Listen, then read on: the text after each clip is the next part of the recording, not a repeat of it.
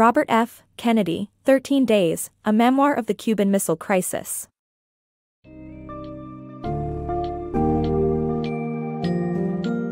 Prepare to immerse yourself in a rare behind-the-scenes narrative of a pivotal moment in history. 13 Days, a Memoir of the Cuban Missile Crisis by Robert F. Kennedy offers an insider's perspective on the events and decisions that unfolded when the United States discovered Soviet missiles stationed in Cuba, an alarming scenario that brought the world perilously close to nuclear war. As a reader, you will delve into the high-stakes tension that gripped President John F. Kennedy and his ex-com advisors as they navigated this fragile impasse. Experience the pressure of the unspoken deadline, the strategic deliberations, and the moral dilemmas faced by those in power. This account highlights themes of leadership, diplomacy, and the weighty responsibility of decision-making under unprecedented pressure, shedding light on the thrilling complexities of international relations and the human element at the heart of geopolitical crises.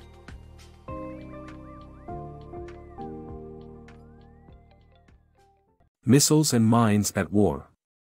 On an otherwise typical October morning in 1962, the quiet tension of global politics gave way to a shocking revelation: Soviet missiles were stationed in Cuba. An American U-2 spy plane's discovery threw the world into a crisis of unprecedented potential destruction. In urgent response, the CIA immediately gathered top U.S. officials, laying bare photographs of missile sites near San Cristobal that contradicted Soviet assurances.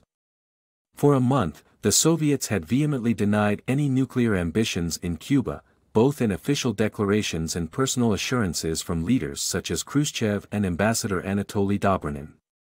These denials had been trusted until now. U.S. intelligence had repeatedly reassured leadership throughout 1962 that the USSR harbored no intentions of turning Cuba into a nuclear stronghold. Yet, the new evidence shattered this confidence, revealing a secret kept with stunning competence. To tackle the fiery geopolitical dilemma at hand, President Kennedy assembled the ExComm Group, a team of prominent advisors including RFK, Dean Rusk, and Robert McNamara. As they pored over strategies, debate ranged from military strikes to diplomatic maneuvering, each bearing heavy potential consequences. RFK's reflection on the surprise attack on Pearl Harbor underscored the eerie parallels in covert preparations, as the specter of history loomed large. In the tense atmosphere of the White House, the weight of possible outcomes was palpable. The missile's presence so close to American shores placed Kennedy before a monumental decision, one that was as much about global safety as it was about national pride and security. The entire world held its breath, teetering on the edge, awaiting Kennedy's decisive move in a showdown that would define the era. Brink of Decision.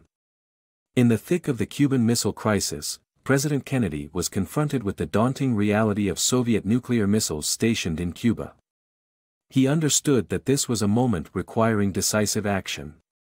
To encourage uninhibited discussion, Kennedy strategically distanced himself from the ExComm meetings, tasking this group of advisors with proposing a course of action. Opinions within ExComm varied widely. Robert McNamara, the Secretary of Defense, proposed a naval blockade, a strategic move aiming to exert pressure on the Soviet Union without escalating to direct military conflict. Others argued for a swift airstrike solely targeting the missile sites, yet this suggestion drew skepticism from military leaders who doubted its efficiency. By mid-October, intelligence reports painted a more alarming picture. Around 16 missiles were now confirmed, a significant fraction of Soviet ballistic capabilities shadowing the U.S. coastline. This revelation fueled the intensity of their dialogue. Tensions were palpable. There was unanimous agreement among the Joint Chiefs of Staff on the necessity of immediate military intervention, with General Curtis LeMay fervently pressing Kennedy for an airstrike. However, the president remained cautious, pondering the repercussions such an action might provoke from the Soviets. As October 23 approached, meticulous plans for such a strike were prepared. Yet McNamara held his ground on the blockade, supported by Robert F. Kennedy, who stressed the unpredictability and dangers of initiating a sudden military offensive. In contrast, seasoned diplomat Dean Acheson advocated for a robust approach combining air assaults with a possible invasion, despite the ethical concerns of civilian casualties figuring prominently in discussions. Meanwhile, on the diplomatic front, a deceptive calm lurked. Soviet Foreign Minister Andrei Gromyko met with JFK, feigning ignorance and insisting that Soviet support for Cuba was strictly defensive. This claim was starkly contradicted by photographic evidence from U-2 spy planes, emphasizing the gravity of the situation. The entire world watched in suspense as these events unfolded, teetering on the edge of potential nuclear confrontation. The decisions made in these critical days would shape the course of history, embodying a tense blend of hope, fear, and the delicate dance of diplomacy. At this pivotal juncture, global destiny rested in the hands of a few decisive leaders.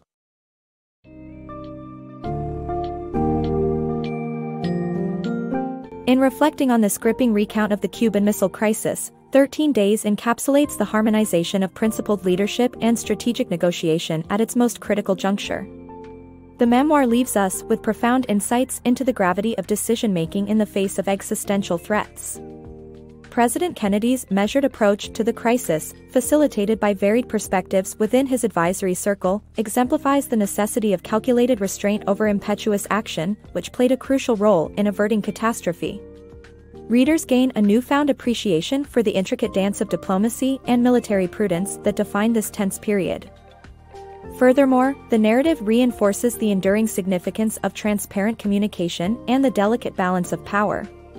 Ultimately, the memoir underscores how the choices made within those 13 days reverberated through time, setting a precedent for how future global challenges might be approached with discernment and foresight.